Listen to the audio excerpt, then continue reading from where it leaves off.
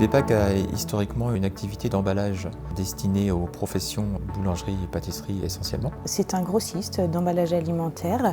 Je dirais que c'est également une société très novatrice. Moi j'aime beaucoup l'ambiance chez MBPAC. C'est une PME, on connaît tout le monde. C'est la première entreprise où je vois où il y a autant de bienveillance, autant de solidarité, autant d'échanges entre chaque service. Pour s'épanouir au boulot, il faut avoir des collègues qui sont là pour toi et avec lesquels tu t'entends très bien pour pouvoir t'épanouir dans la société. On est un peu tous en osmose, donc c'est important de toute façon si on veut faire évoluer et si on veut avancer correctement. La raison d'être de MBPAC est la suivante.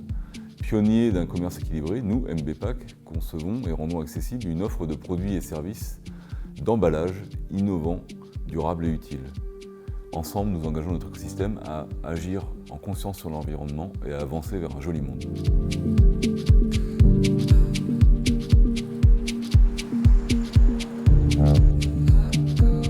Avant de devenir entreprise à mission, MBPAC a initié sa transformation en 2020.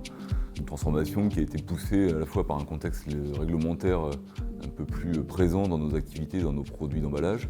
Mais il y a aussi, fin des années 2010, moi j'ai des jeunes enfants à cette période-là. On se questionne aussi en tant que père de famille sur l'avenir qu'on va proposer à nos enfants et quelle responsabilité on doit jouer vis-à-vis de ça. Ce qui nous a inspiré avec Claude dans notre projet, c'est à la fois de répondre à cette prise de conscience, de répondre aux enjeux réglementaires, de garder notre liberté d'entreprendre et de permettre à nos enfants d'espérer et d'avoir aussi un avenir qui est aussi positif et radieux. C'est au travers de ce mouvement-là qu'on a progressivement muté vers une entreprise beaucoup plus engagée, beaucoup plus responsable. On a la capacité de pouvoir agir concrètement avec des projets qui sont peut-être précurseurs et qui offrent la possibilité finalement de pouvoir anticiper ce qui va devenir des obligations demain pour le secteur en proposant des solutions accessibles et simples à mettre en œuvre.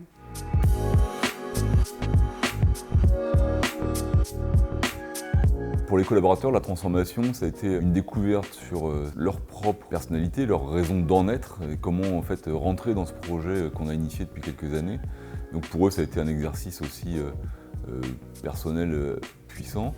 Et puis ça a été aussi, pour nous en tout cas, dirigeants et les gens qui nous entourent, un moyen de fédérer et d'emmener tout le monde dans ce projet de l'entreprise à mission. L'entreprise a choisi délibérément d'être acteur de la société et de ce qu'on peut apporter à la société.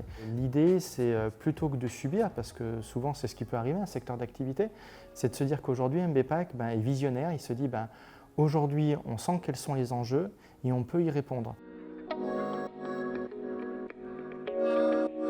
Pour moi, une société à mission, c'est une société qui défend des valeurs fortes, qui est consciente de son impact sur l'environnement, plus humaine, tournée vers l'innovation, curieuse et qui a foi dans l'avenir. On va aller au-delà effectivement d'un prix, on va aller au-delà d'un produit, mais on va réfléchir à son impact sur l'environnement à moyen et long terme. On inscrit dans nos objectifs, dans nos statuts, des objectifs qui ne sont pas que financiers. Ça rajoute de la valeur aussi à ce que l'on réalise au quotidien pour MBPAC.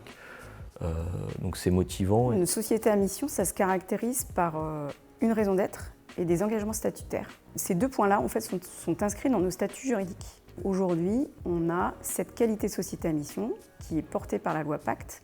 On est redevable tous les 3 ans de justifier cette qualité. Et il y a un organisme tiers indépendant qui vient nous auditer pour valider que l'on suit bien les engagements statutaires qu'on a inscrits.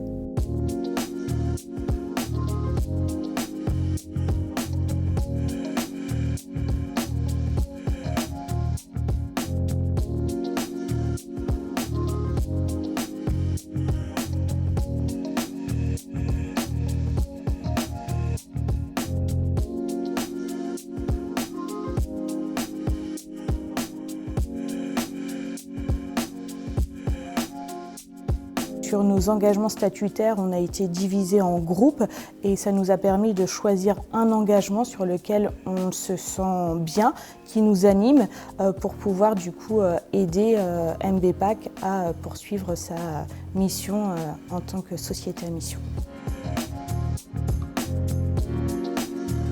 Pour moi, ça donne du sens à notre travail. C'est moins de routine et plus d'engagement au quotidien. En fait, dans la vie, souvent, c'est comme ça. On sait qu'il y a des choses qu'il faut qu'on fasse, qu'on mette en place, mais on ne prend pas le temps. Et là, en fait, on a enfin le temps de le faire. On prend le temps, c'est vraiment, voilà, on se dit, bah là, on a une réunion pendant 1 heure, on s'arrête et on réfléchit à ça. Qu'est-ce qu'on peut faire? Qu'est-ce qu'on peut mettre en place pour aider? On entend parler de préserver l'environnement, mais il faut que ce soit concret, on ne peut pas qu'en parler.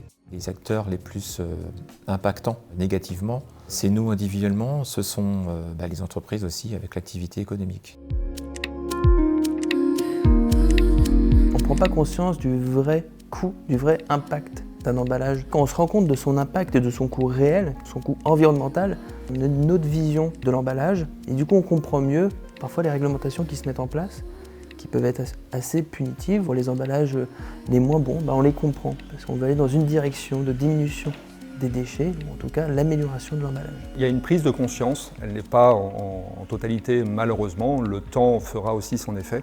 Notre discours sera de plus en plus entendu. On est à un virage de quelque chose et d'une nouvelle histoire, donc allons-y et avançons. Plus tard, on pourra se dire j'ai mis ma petite pierre à l'édifice dans le fait de changer les mentalités et de se dire que pour les futures générations, voilà, j'ai pu faire quelque chose, j'ai contribué à ce que le monde soit un peu plus vertueux.